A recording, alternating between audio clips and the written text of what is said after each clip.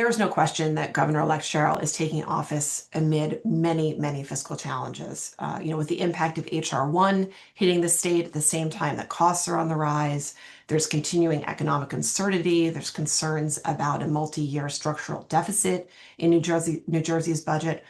At the same time, when programs like Stay NJ are being rolled out, that I think in 27 the cost is about 1.2 billion. So she's coming at a time where the fiscal pressures are being impacting the state greatly.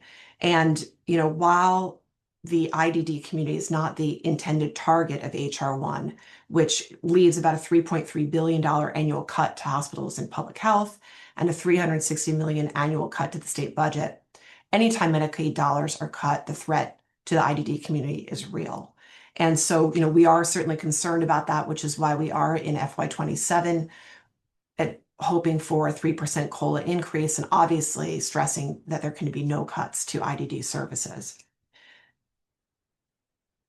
But I would say I've always sort of thought when there are challenges can bring opportunities. And what I'm hopeful with the incoming administration is that we can be a partner and resources. When budgets are tight, it's actually a great opportunity to look at how cost can be reduced or maybe processes can be streamlined. And providers have many suggestions on ways that maybe some oversight or processes in the Department of DDD could be streamlined to cut back on costs.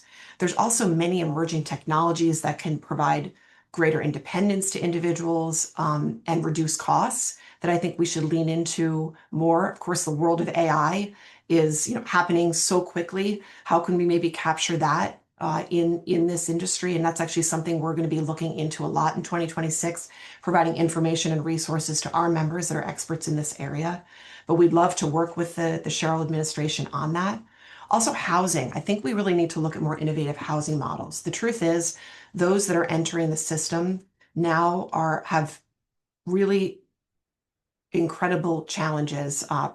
Entering the system have much highly behavioral needs and higher acuities. And while the group home model is great and works for many, it maybe doesn't work for all. So I think we need to lean into and look at more innovative housing models where maybe intentional communities where some housing is clustered a little bit closer to each other. So the staff support can meet the needs of those individuals, and it can reflect the reality of the workforce shortage of DSPs here in New Jersey. Then, the other area that I think it really provides an opportunity is workforce development, investing in the workers that are so critical. We talk about AI, but AI can never replace a direct support professional. That one-on-one care, that connection between the DSP and the individual is everything. And what we need to be doing is certainly keeping their wages way ahead of minimum wage. But the truth is, these are not minimum wage jobs. They deserve skill. They require skill and responsibility that is very, very high. And so what we need to do is invest in those workers with workforce development. Many of our members have robust workforce development programs that have career pathways and mentoring, career counseling, loan redemption, and tuition reimbursement. I'd love the state to use some of these programs as models for other providers in the state where we can have a partnership, maybe a dollar for dollar partnership where every dollar that a provider puts in a robust workforce development program, the state matches.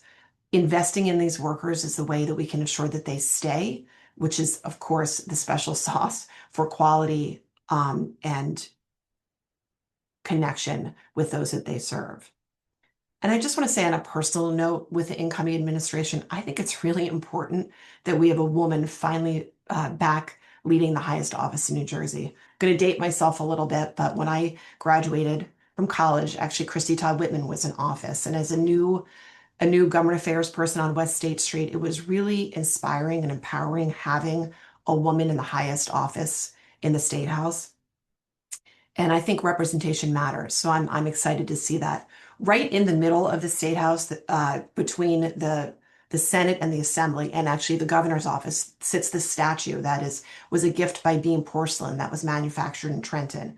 And it's a tree, it's an oak tree, which is New Jersey's tree. And on it, there's bumblebees, which is New Jersey's insect.